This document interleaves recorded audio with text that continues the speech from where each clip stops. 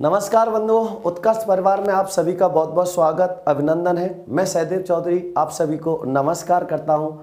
ठीक होंगे, सुरक्षित होंगे, अच्छे होंगे, अच्छे से मेहनत कर रहे होंगे, सभी अच्छे से पढ़ रहे होंगे। स्वागत अभिनंदन है श्वेता जी, किशोर जी, प्रेमचंद प्रजापति जी, बहुत बहुत स्वागत अभिनंदन है। अनीता रावत जी, ध्यान दो और ध्यान से समझो। पिछली कक्षा में हम जो बात कर रहे थे वो बात कर रहे थे विसर्ग संधि की, और विसर्ग संधि में मैंने आपको बताया था, हम पिछली कक्षा में जो लास्ट बात कर रहे थे वो विसर्ग संधि के अपवाद की कर रहे थे। और अपवाद में मैंने आपको बताया था यदि विसर्ग से पहले क्या हो, ए या आ हो, और उसके बाद में क्या आ जाए, कै या पे वर्ण आ जाए, तो विसर्ग ज्यों का त्यों रहता है। विसर्ग ज्यों का त्यों रहता है, ये बात चल रही थी। और इसमें फिर हमने अपवादों की बात करी थी। इसके मैंने आपको अपवादों की संख्या बताई थी 13। दीपक जांगरा जी, स्वागत अभिनंदन है आपका। दीपक जी, बहुत बहुत स्वागत अभिनंदन है। अब इसके जो अपवाद थे वो मैंने आपको 13 अपवाद बताए थे। 13 अपवादों में मैंने आपको लिखाया था, स्वागत अभिनंदन है देवलक्ष्मी जी, जैसे एक पर, दो कर, दो कृत, चार पति और चार कार, इन पर होती है अपवाद की मार। यहां पर बात चल रही थी। इसके हम सारे जो 13 अपवाद थे, पर, धन पर, परस्पर, भास्कर, श्रेष्यकर, पुरुषकृत, तिरस्कृत, भास्पति, बृहस्पति, वनस्पति, वाचस्पति, इसमें 4 कार थे, नमस्कार, पुरस्कार, तिरस्कार और सरोकार। यहां तक चर्चा हम पिछली कक्षा में कर चुके थे। अब जो बात करेंगे वो करेंगे अगले नियम की। विसर्ग संधि का हमने पहला नियम पढ़ लिया था, दूसरा पढ़ लिया था, तीसरा सत्व विसर्ग संधि का पहला नियम और उसके 13 अपवाद पढ़ लिए थे। अब सत्व विसर्ग संधि का दूसरा नियम, सत्व विसर्ग संधि का दूसरा नियम क्या है? विसर्ग से पहले आ जाए ई या उ और उसके बाद में आ जाए कै, पे या मे वर्ण, तो इस विसर्ग का क्या हो जाता है? विसर्ग का मूर्धन्य स हो जाता है। नियम क्या कह रहा है कि विसर्ग से पहले ई या उ हो और विसर्ग के बाद में कै, पे या मे वर्ण आ जाए तो विसर्ग का मूर्धन्य स हो जाता है।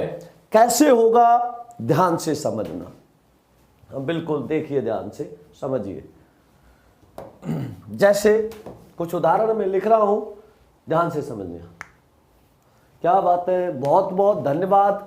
ऐसे ही आगे बढ़ते रहो। इंदिरा प्रियदर्शनी अवार्ड मिला आपको, भगवान करे आपको ऐसे अवार्ड मिलते रहे और आप हमेशा आगे बढ़ते रहें। मेरी दुआ, उत्कर्ष परिवार की दुआ हमेशा आपके साथ है। मेहनत करते रहो, आगे बढ़ते रहो।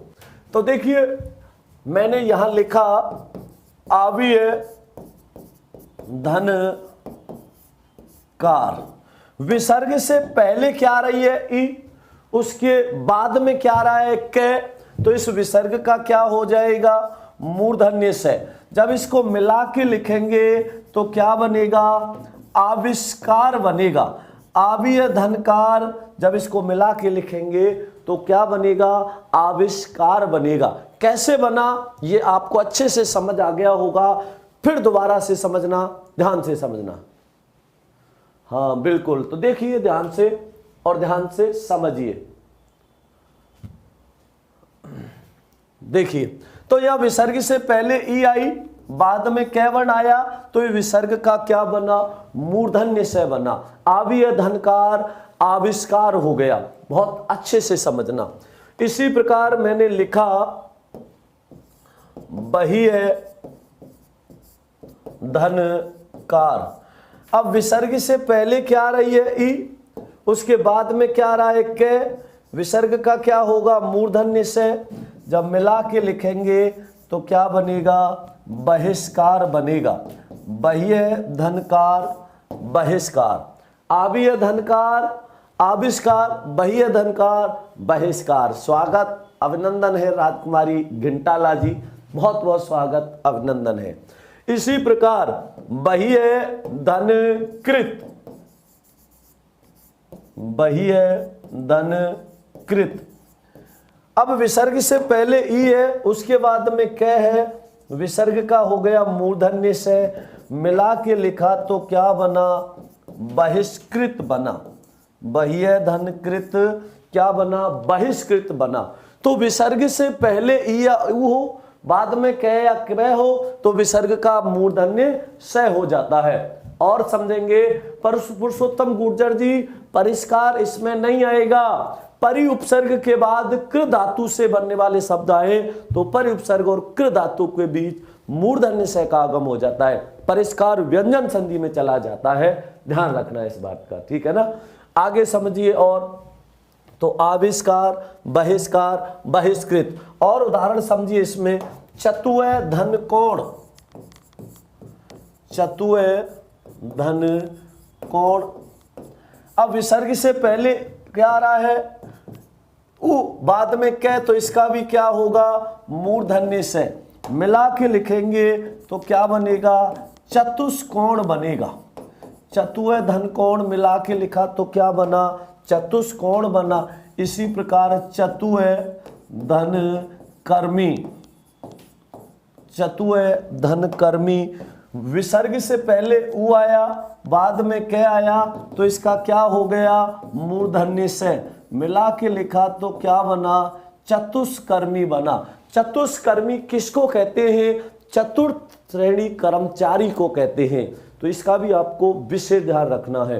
प्रेमचंद जी, दुए धन से दुस्सह हो जाता है, ठीक है ना। ममता साहू जी, परिष्कृत का परियकृत गलत होता है, होता ही नहीं है, गलत है, ठीक है ना। विशेष ध्यान रखना।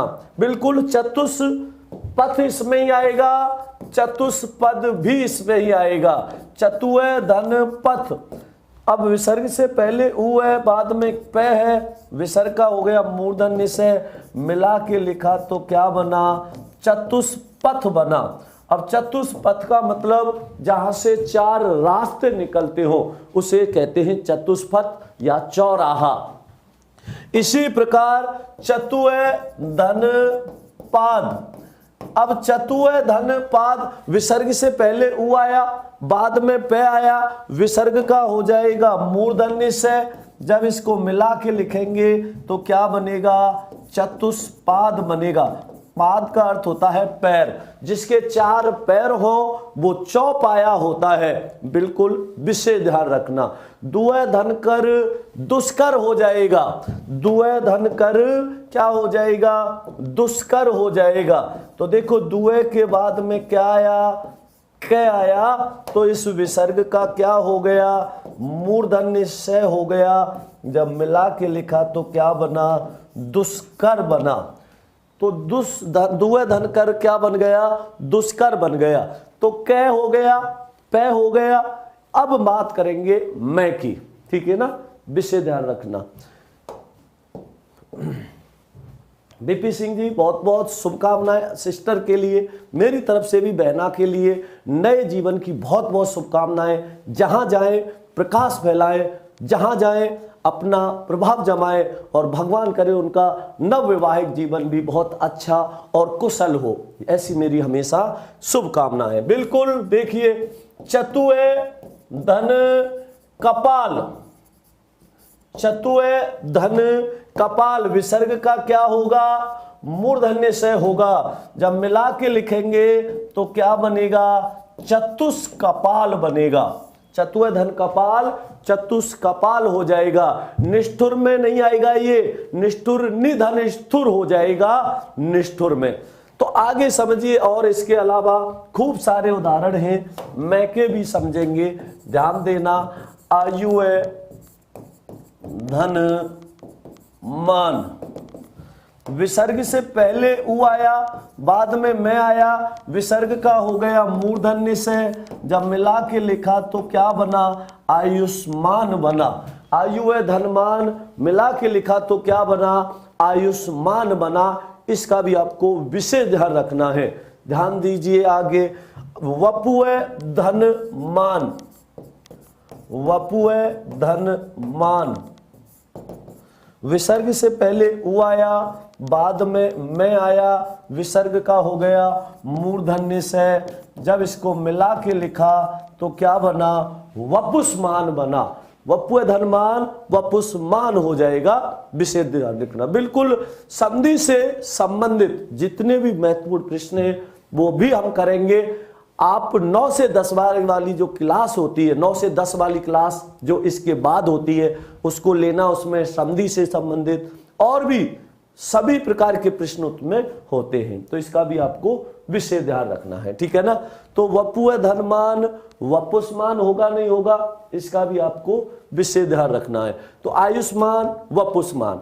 नियम क्या कह रहा है, विसर्ग के बाद, विसर्ग से पहले तो क्या हो, ई या उ, उसके बाद में क्या आ जाए, कै या पे, विसर्ग का क्या हो जाएगा, मूर्धन्य स्वर हो जाएगा। सर प्लुत का अर्थ क्या होता है, धीरी तोमर जी, प्लुत का मतलब होता है जिसके उच्चारण में लघु स्वरों की तुलना में त्रिगुना समय लगे, उसे प्लुत स्वर कहते हैं, ठीक है ना। तो ये भी वपुष्मान का अर्थ होता है स्वस्थ शरीर की कामना। वपु का अर्थ होता है शरीर, आयुष्मान का अर्थ होता है लंबी आयु की कामना, वपुष्मान स्वस्थ शरीर की कामना होता है, ठीक है ना। अच्छे से समझो। तो ये कौन सा नियम हो गया, सत्व विसर्ग संधि का दूसरा नियम।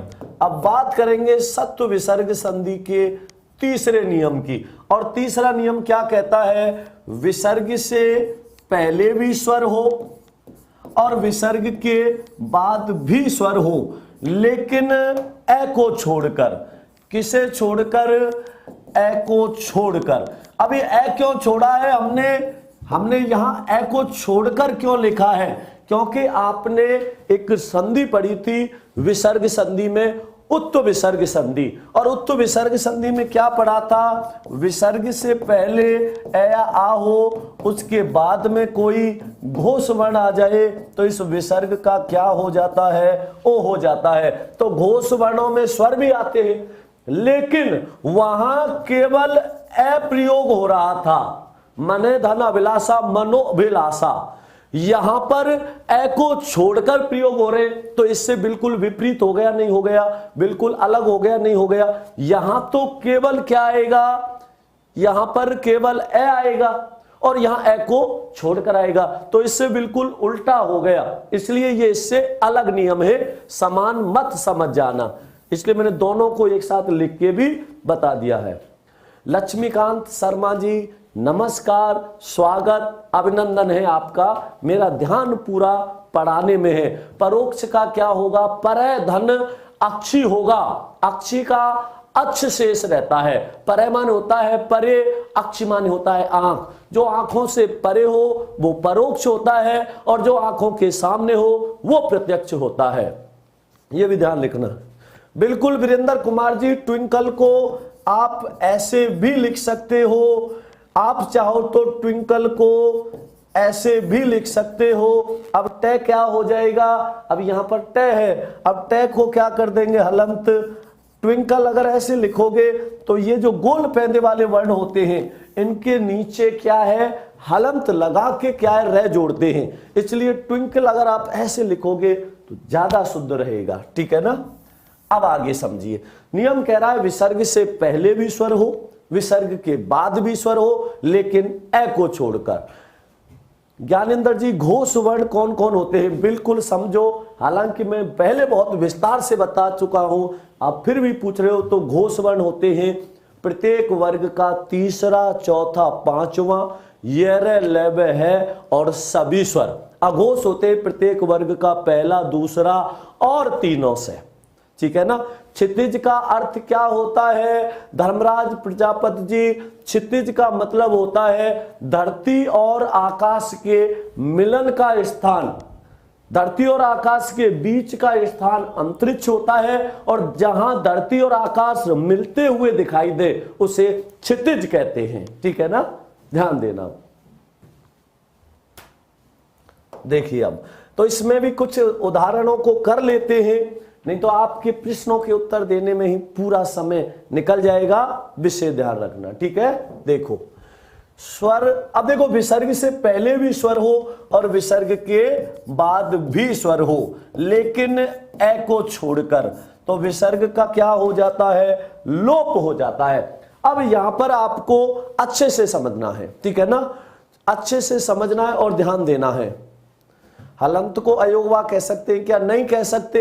हलंत अयोगवा थोड़ी होता है। अयोगवा कैसे हो सकता है? हलंत नहीं होता है। उत्पत्ति के आधार पर शब्द के कुल भेद 5 होते हैं, भेद 4 होते हैं। उत्पत्ति के आधार पर तत्सम, तद्भव, देशज और विदेशी होते हैं। एक 5वां भेद, कुल भेद करेंगे तो एक और होता है, वो होता है कौन सा? संकर शब्द, ठीक है ना। अब ध्यान दीजिए, थोड़ा सा इसको भी समझ लेते हैं। शिवनंदन राठौर, प्रत्यय के योग में संधि नहीं होती है। मैं आपके प्रश्नों के उत्तर देते देते ये रह जाएगा, तो थोड़ा सा इसको भी समझ लेते हैं। विसर्ग से पहले क्या आया? स्वर। विसर्ग के बाद भी स्वर। विसर्ग का हो गया लोप। जब इसको मिला के लिखा तो क्या बना? अतएव बना। देखो, इसमें 2 बातें समझनी है। सबसे पहली बात, यहां पर जो तय आ रहा है, इसमें बाद में आने वाला स्वर जुड़ेगा नहीं, पहली बात तो। दूसरी बात, जो शिरोरेखा है वो जुड़ के आएगी, अलग अलग आएगी तो गलत होगा। शिरोरेखा भी एक ही आएगी। ये 2 बातें यहां विशेष ध्यान रखनी है। इसलिए जब अतएव लिखेंगे तो शिरोरेखा दोनों के ऊपर एक ही आएगी, ऐसे लगाएंगे। ये बात आपको विशेष ध्यान रखनी है, ध्यान रखना। हाँ बिल्कुल। आगे देखो, भविष्यत का संधि विच्छेद क्या? बोधनिष्यत होगा। पहले एक बार इसको समझो। अतः धनेव, अतएव।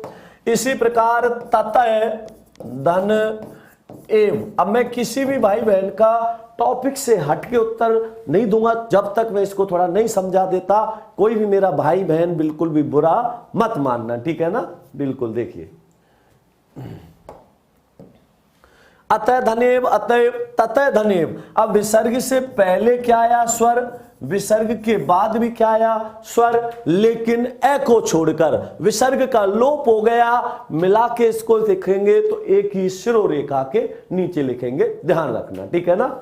आराम से समझो, आगे समझिए। अतएव, ततएव। अब मैंने लिखा पे, धन, आदि। अब विसर्ग से पहले भी स्वर है, विसर्ग के बाद भी स्वर है, लेकिन ए को छोड़कर है। मिला के लिखेंगे तो पे आदि बनेगा। इसी प्रकार पे, धन, इच्छा। विसर्ग से पहले भी स्वर है, विसर्ग के बाद भी स्वर है। विसर्ग का हो जाएगा लोप। जब इसको मिला के लिखेंगे तो क्या बनेगा? पे इच्छा। आगे समझिए, पे आदि, पे इच्छा। यश है, धन, इच्छा।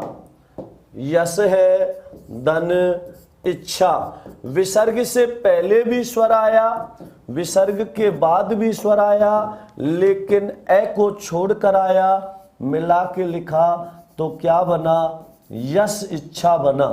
यश है, धन, इच्छा, यश इच्छा बना। तो अतएव, ततएव, पे आदि, पे इच्छा, यश इच्छा एक बहुत ही महत्वपूर्ण और अच्छा उदाहरण है, ध्यान से समझना। मने, धन, उच्छेद। अब विसर्ग से पहले भी स्वर है, विसर्ग के बाद भी स्वर है, लेकिन ए को छोड़कर, तो विसर्ग का हो जाएगा लोप। जब इसको मिला के लिखेंगे तो क्या बनेगा? मनुच्छेद बनेगा। तो ये भी विशेष ध्यान रखना है।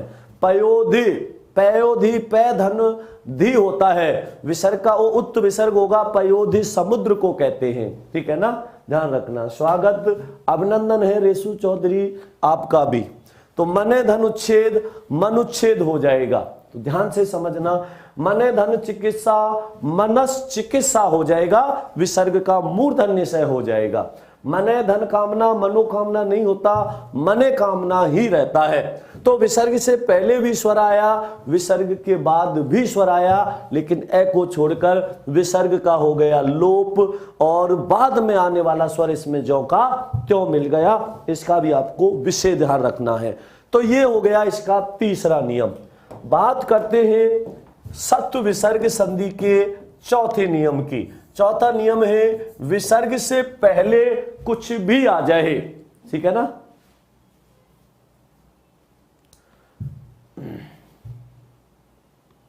ध्यान से समझना और अच्छे से समझना। विसर्ग से पहले कुछ भी आ जाए, विसर्ग के बाद में क्या आ जाए, विसर्ग के बाद में च, छ या से आ जाए तो इस विसर्ग का भी क्या हो जाता है, तालव्य से हो जाता है। विसर्ग का भी क्या हो जाता है, तालव्य से हो जाता है। अच्छे से समझना और ध्यान से देखना इसको, ठीक है। तो विसर्ग के बाद में छ से बनाए तो विसर्ग का तालव्य से होगा। अब ध्यान देना, मैं कुछ उदाहरण लिख रहा हूं, जैसे अंत है धन चेतना। विसर्ग के पहले कुछ भी आया, बाद में च आया, इसलिए इसका क्या हो गया, तालव्य से। मिला के लिखा तो क्या बना, अंतश्चेतना बना। अंत है धन चेतना, अंतश्चेतना। और समझिए यहां पर निये धन च, विसर्ग के बाद में चैवण आया तो इस विसर्ग का भी क्या हो गया, तालव्य से हो गया। जब इसको मिला के लिखा तो क्या बना, निश्चय बना। निये धन च निश्चय। इसी प्रकार विसर्ग के बाद में क्या आया, छवर्ण आया तो इसका भी क्या हो गया, तालव्य से हो गया। मिला के लिखा तो क्या बना, निश्चल बना। कैसे बना, ध्यान से समझिए। विसर्ग के पहले कुछ भी, बाद में च आने पर विसर्ग का क्या हो रहा है, तालव्य से। छ आने पर भी विसर्ग का क्या हो रहा है, तालव्य से हो रहा है। तो च छ या से। अब इसी प्रकार अंत धन चक्षु, अंतश्चक्षु हो जाएगा। और लिखेंगे तो इसको कैसे लिखेंगे, अंत धन चक्षु। विसर्ग से पहले कुछ भी है, बाद में च है तो इसका भी तालव्य से हो गया। जब इसको मिला के लिखा तो क्या बना, अंतश्चक्षु बना, भीतरी नेत्र। आगे समझिए इसमें निये धन श्वास। अब विसर्ग से पहले कुछ भी, बाद में स है तो विसर्ग का भी क्या बना, श बना। मिला के लिखा तो क्या बन गया, निश्वास बन गया। निये धन श्वास, क्या लिखेंगे, निश्वास बन गया। ध्यान से समझिए। हाँ बिल्कुल सोनी चौधरी जी, स्वागत, अभिनंदन है आपका भी। ध्यान से। धीरी तोमर जी पूछे सर हिंदी की डिक्शनरी कौन सी सही रहेगी। धीरी तोमर जी, हिंदी की डिक्शनरी आप हरदेव बाहरी जी की लेना, हरदेव बाहरी जी की। अंतश्चेतना क्या होता है सर जी, अंतश्चेतना मतलब भीतरी जो चेतना होती है, आपके मन में जो भाव होते हैं, ठीक है ना। ध्यान से समझना, ठीक है। अब समझिए, अंत धन चक्षु, अंतश्चक्षु, निये धन श्वास, निश्वास। अब इसके अलावा मने धन चिकित्सा, मने धन चिकित्सा। अब इसमें भी ध्यान देना, मने धन चिकित्सा, विसर्ग का क्या हो जाएगा, स हो जाएगा। जब मिला के लिखेंगे तो क्या बनेगा, मनस चिकित्सा बनेगा। मन है धन चिकित्सा, मनस चिकित्सा हो जाएगा। ईश्वर इच्छा में तो गुण होगी, खुशीराम गुजर जी, ईश्वर इच्छा में गुण होगी, ईश्वर धन इच्छा गुण संधि है, ध्यान रखना इस बात का, ठीक है। अब देखिए, अंतश्चक्षु, निश्वास, मने चिकित्सा। और समझिए इसमें दुए धन शासन, दुए धन शासन। विसर्ग के बाद में स आया तो विसर्ग का भी स हो गया। मिला के लिखा तो क्या बना, दुशासन बना। दुए धन शासन, मिला के लिखा तो दुशासन बना। और एक उदाहरण और लिख देता हूं, बहुत ही अच्छा और महत्वपूर्ण उदाहरण है। यश है धन शरीर। विसर्ग से पहले कुछ भी है, बाद में से आया, विसर्ग का भी सही हो गया। मिला के लिखा तो क्या बना, यश शरीर बना। तो ये भी आपको विशेष ध्यान रखना है। बिल्कुल तपे धनचर्या तपश्चर्या हो जाएगा, ये भी ध्यान रखना। पुनः धनचय पुनश्च हो जाएगा। तो ये भी आपको ध्यान रखना है, ये भी आपको अच्छे से आना चाहिए। तो विसर्ग का क्या बना देंगे, स बना देंगे। मिला के लिखेंगे तो क्या बनेगा, पुनश्च बनेगा। तो यहां तक ये बात आपको अच्छे से समझ आ गई होगी। विसर्ग के बाद में च, छ या स वर्ण आता है तो विसर्ग का तालव्य स हो जाता है, विशेष ध्यान रखना, ठीक है ना। आगे देखिए ध्यान से। अब इसके बाद में चौथा नियम कौन सा है, विसर्ग के बाद में क्या आ जाए, ट। अब ठ से बनता नहीं है इसलिए मैं सिर्फ क्या लिख रहा हूं, ट और स। हालांकि ट, ठ और स लिख देते, ठ से शब्द बनता नहीं इसलिए इसको मैंने नहीं लिखा है। प्रतिध्वनि अव्यय भाव समास था, ध्यान रखना। अगर विकल्प में अव्यय भाव दे रखा है, हालांकि पुनश्चरण का बताएंगे, पुनः धन चरण पुनश्चरण होगा, अव्यय भाव दे रखा है क्योंकि हालांकि इसमें होना नहीं चाहिए था, क्योंकि प्रतिध्वनि का प्रतिध्वनिया हो जाता है, लेकिन विकल्प में देता है, ये दे रखा है तो हमें मजबूरी में अव्यय भाव ही करना है, ठीक है ना। दुस्साहस इसमें नहीं आएगा, ठीक है ना, ध्यान देना। देखिए आगे, कैसी हो बेटा शीतल, स्वागत, अभिनंदन है आपका। बहुत अच्छे से पढ़ो मेरी बेटी, ध्यान रखो, पढ़ाई करते रहो, रेगुलरिटी बना के रखो, अच्छे से पढ़ो। सभी घर वालों को, सभी माता पिता को, सभी को मेरा प्रणाम कहना, अम्मा को भी मेरी तरफ से प्रणाम कहना, ठीक है ना। विसर्ग के बाद में ट या स वर्ण आए तो विसर्ग का भी मूर्धन्य स हो जाता है। कैसे होगा, ध्यान से समझना। कमला हटेला जी मेरी कोई भी बुक नहीं है, मैं खुद एक अपने आप में बुक हूं। आपको मैं कोई भी बुक अपनी बता ही नहीं सकता क्योंकि मैंने कोई भी बुक नहीं छापी। इतना बड़ा विद्वान मैं अभी नहीं हुआ जो मैं बुक निकालूं, ठीक है ना। देखो, धनुए धन टंकार, धनुए धन टंकार, विसर्ग के बाद में क्या रहा है, ट वर्ण, तो इस विसर्ग का क्या होगा, मूर्धन्य से। तो विसर्ग का क्या हो जाता है, मूर्धन्य से हो जाता है। कैसे होगा, धनुए धन टंकार क्या बना, धनुष टंकार बना। धनुष टंकार का मतलब होता है धनुष की गूंज होता है, ठीक है ना। क्या होता है, धनुष की गूंज होता है।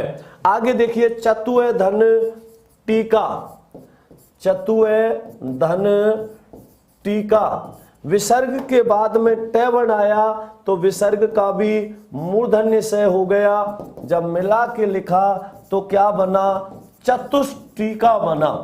चतुए धन टीका मिला के लिखा तो क्या बना, चतुष्टीका बना। विशेष ध्यान रखना, ठीक है। निस्तेज इसमें नहीं आएगा, स वाले में आएगा, उसकी बात बाद में करेंगे, पहले इसको समझिए। चतुए धन षष्ठी,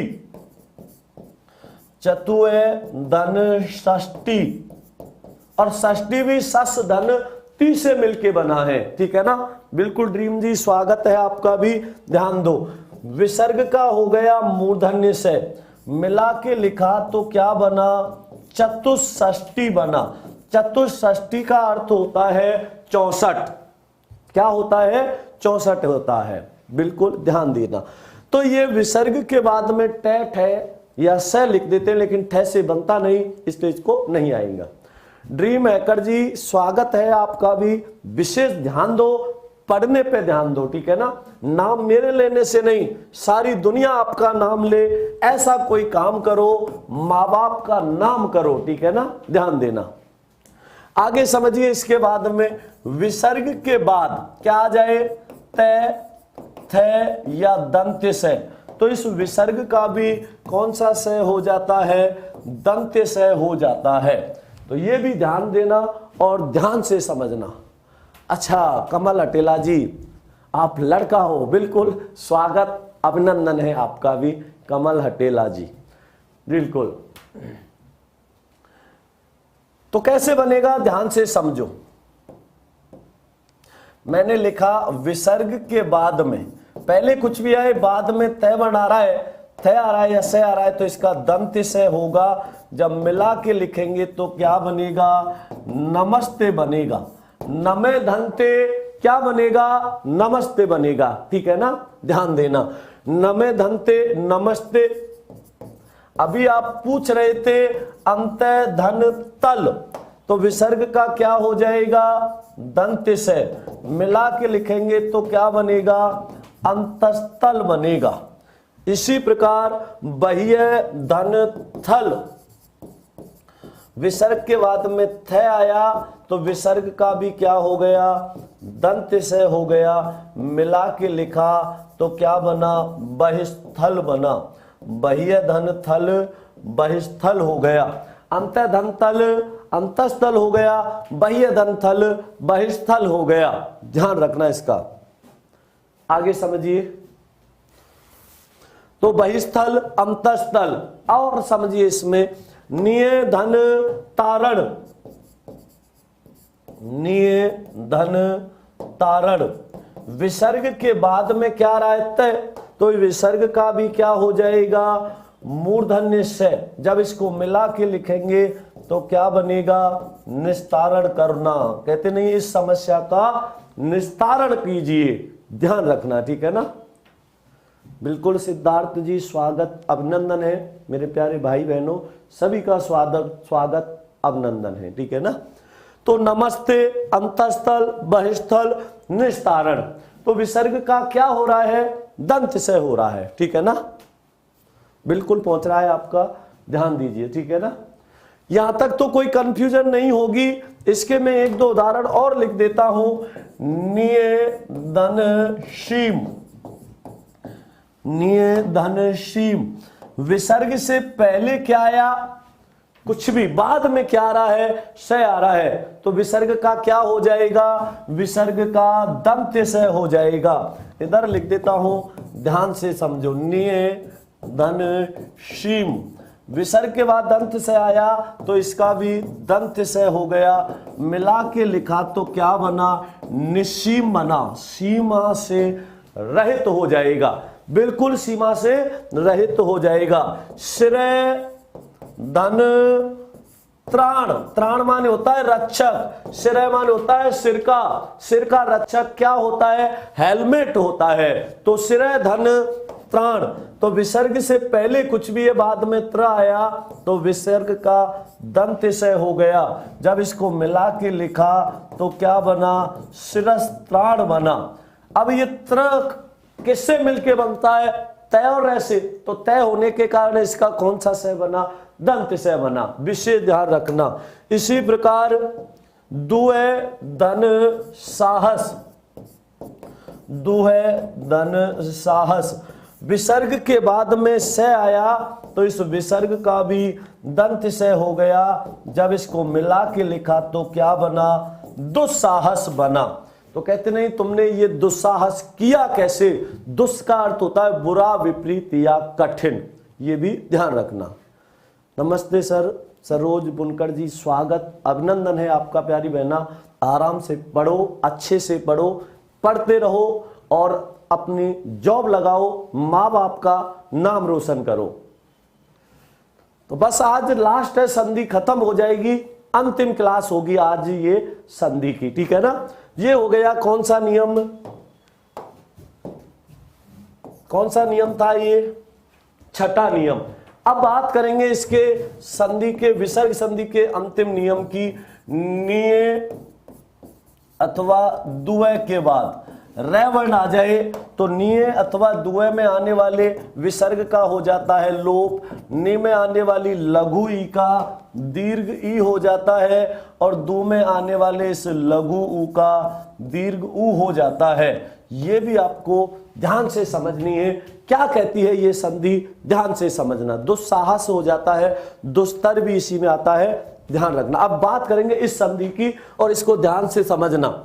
यदि निये और दुए के बाद रेवण आ रहा है तो निये और दुए में आने वाले विसर्ग का तो क्या हो जाता है, लोप हो जाता है, और नि और दु में आने वाली लघु ई और लघु ई ऊ का दीर्घ ई और दीर्घ ऊ हो जाता है। कैसे होगा, ध्यान से समझना। जैसे मैंने यहां पर लिखा निये धन रस, अब निये के बाद में र बनाया तो विसर्ग का हो गया लोप, इस लघु ई का क्या हो जाएगा दीर्घ ई। जब इसको मिला के लिखेंगे तो क्या बनेगा नीरस बनेगा। कैसे बना ये भी आपको अच्छे से समझ में आ गया होगा। निये धन रव, निये के बाद में क्या आया र बनाया तो विसर्ग का हो जाएगा लोप, विसर्ग का देंगे लोप, लघु ई का दीर्घी होके क्या बनेगा नीरव। नीरस का मतलब होता है रस से रहित, नीरव का अर्थ होता है ध्वनि से रहित, क्योंकि रव का अर्थ ध्वनि होता है। ठीक है ना, ध्यान से रखना। बहुत बहुत शुभकामनाएं प्रभुनाथ जी, बहुत बहुत भगवान करे आपकी इच्छा पूरी हो। आगे समझिए, निये धन रोग, विसर्ग से पहले क्या आया कुछ भी नहीं आ रहा है, बाद में र वर्ण आ रहा है, विसर्ग का हो गया लोप और इस लघु ई का हो जाएगा दीर्घी। मिला के लिखा तो क्या बना निरोग बना। निय धन रोग, निरोग, रोग से रहित होता है। इसी प्रकार आगे समझिए, निये धन रंध्र, निये धन रंध्र, विसर्ग से पहले ई बाद में क्या है रेवण, तो विसर्ग का होगा लोप, इस लघु ई का क्या हो जाएगा दीर्घ ई। मिला के लिखेंगे तो क्या बनेगा निरंध्र बनेगा। और रंध्र कहते हैं छिद्र या रोम, रंध्र या छिद्र से रहित होता है। यह भी आपको विषय ध्यान रखना है, ध्यान रखना इसका भी अच्छे से समझना, ठीक है ना। हाँ बिल्कुल। तो ये निये, और अब दुए के भी उदाहरण लिख लेते हैं। जैसे मैंने लिखा दुए धन रम्य। अब देखिए यहां पर अच्छे से समझना और इसको ध्यान से देखना, ध्यान देना। निरोग और निरोग में निरोग नहीं होता, शुद्ध रूप निरोग होता है, निरोग नहीं निरोग होता है। विशेष ध्यान रखना इस बात का भी, ठीक है ना। बिल्कुल न्यू टॉपिक जो भी जुड़े हैं वो करा दिए हैं, आज आपको समय लेट तक या कल तक वो उपलब्ध हो जाएंगे। दुए धन बल दुर्बल होता है, तो देखिए निये धन रंध्र, निरंध्र छिद्र या रोम से रहित होता है, ठीक है ना।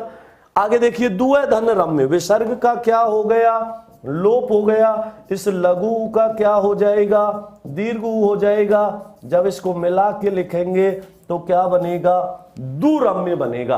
तो दुए धन रम्य क्या हो जाएगा दुरम्य हो जाएगा। कल की क्लास कौन सी चलेगी मिस्टर दिनेश सरपोटा जी, कल समास पढ़ेंगे, कल से समास शुरू हो जाएंगे, ठीक है ना। आगे समझिए, दुए धन राज, यहां लिख देता हूं दुए धन राज। अब देखिए यहां पर दुए के बाद में रे वर्ण आ रहा है, तो इस विसर्ग का तो क्या हो जाएगा लोप हो जाएगा, और इस ऊ का क्या हो जाएगा दीर्घ ऊ हो जाएगा। जब इसको मिला के लिखेंगे तो क्या बनेगा दुराज बनेगा।